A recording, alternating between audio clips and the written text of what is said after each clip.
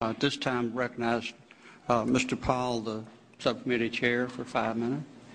Thank you. Thank you, Mr. Chairman.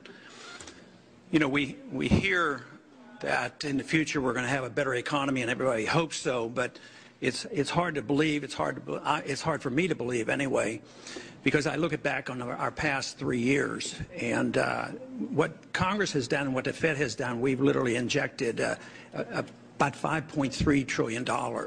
And I don't think we got very much for it. The national debt went up $5.1 trillion. Real GDP grew less than 1%.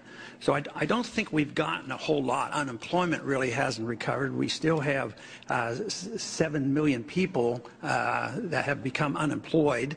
And one statistic that is very glaring, if you look at the chart, is how long people are unemployed. The average time used to be 17 weeks. Now it's nearly 40 weeks they stay unemployed. So nothing there reassures me.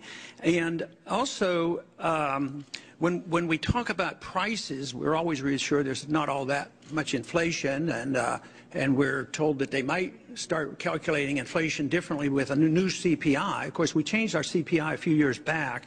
There's still a free market group that calculates the CPI the old-fashioned way, and they come up with a figure, in spite of all this weak economy, the prices have gone up 35%, 9.4% every year. And I think if you just went out and talked to the average housewife, she'd probably believe the 9% rather than saying it's only 2%. So I would say what we've been doing isn't very reassuring with all this money expenditure. But my question is related to the overall policy. Spending all this money hasn't helped, and yet many allies that would endorse so much of what's been going on, whether it's the Fed or the Congress, they recognize that consumer spending is very, very important, and they concentrate on that. But the $5.1 trillion didn't go to the consumers. It went to buying bad assets. It went to bailing out banks. It went to bailing out big companies. And lo and behold, the consumer didn't end up getting this. They lost their job, and they lost their houses and mortgages, and they're still in trouble. But my question is, if you took that $5.1 trillion and said that consumer spending is good, you could have given every single person in this country $17,000.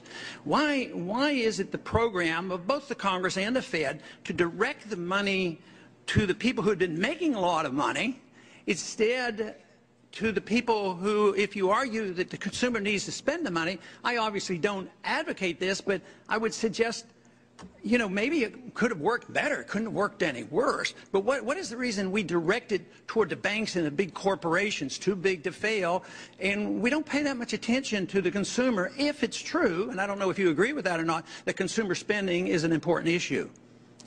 Well, it is an important issue, Congressman, but you're mistaken in saying that the Federal Reserve has spent any money.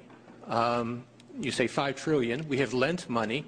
We have purchased securities. That's not buying, that's not dissipating, you know, the money. We've gotten all the money back. As an article over the weekend by Alan Sloan showed, in fact, the Fed has been a major profit center for the U.S. government. We've turned over profits in the last 2 years of $125 billion.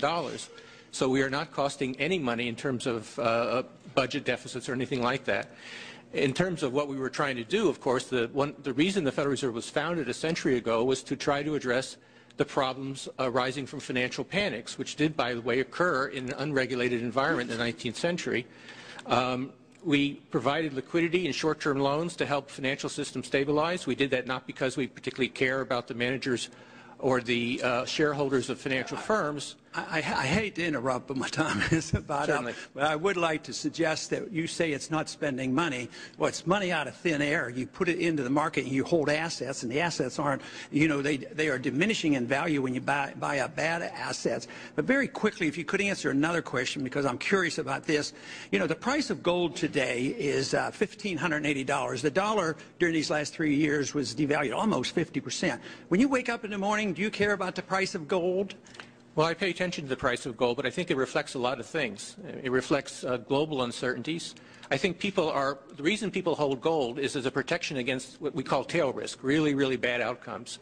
And to the extent that the last few years have made people more worried about potential of a major crisis, then they have gold as a protection. Do you think gold is money? No.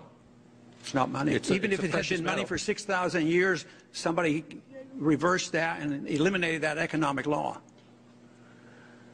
Well, it's an asset. I mean, it's the same. Would you say Treasury bills are money? I don't think they're money either, but they're a financial asset. Why do central banks hold it? Well, it's a form of reserves. Why don't they hold diamonds? Well, it's tradition, long-term tradition. Some people still think it's money. I yield back. My time is up. Thank you.